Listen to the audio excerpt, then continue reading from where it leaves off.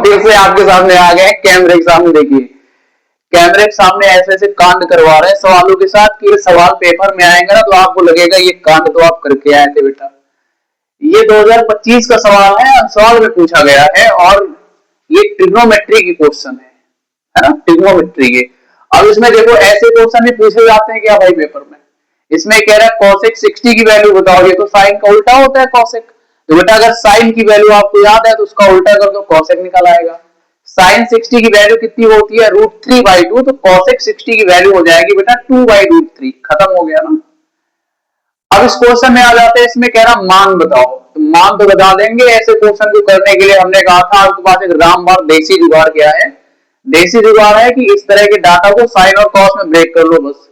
तो cosec theta को लिखोगे 1/sin थीटा, स्क्वायर लगा दिया। sec थीटा होता है बच्चों 1/cos square theta.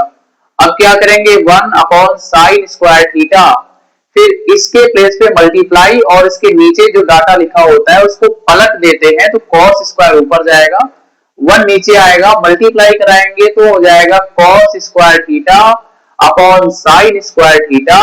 cos theta by sine theta की वैल्यू होती है बच्चों cot थीटा। स्क्वायर लगाए तो स्क्वायर लगा देंगे, ये आपका आंसर हो जाएगा। इसको भी लगाना पड़ेगा।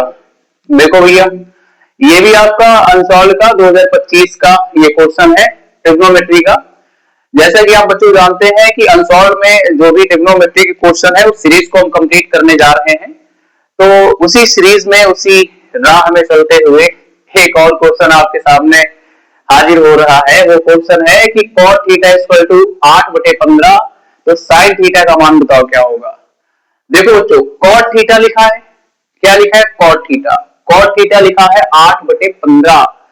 अब आप ये बताओ कि cot थीटा का फॉर्मूला क्या होता है, तो आप कहेंगे cot थीटा बराबर होता है लाल बटे कक्का, यानी कि आधार बटे लंब, जिसको आप इंग्लिश में बोल सकते हैं बेस अपॉन परपेंडिकुलर, 8/15।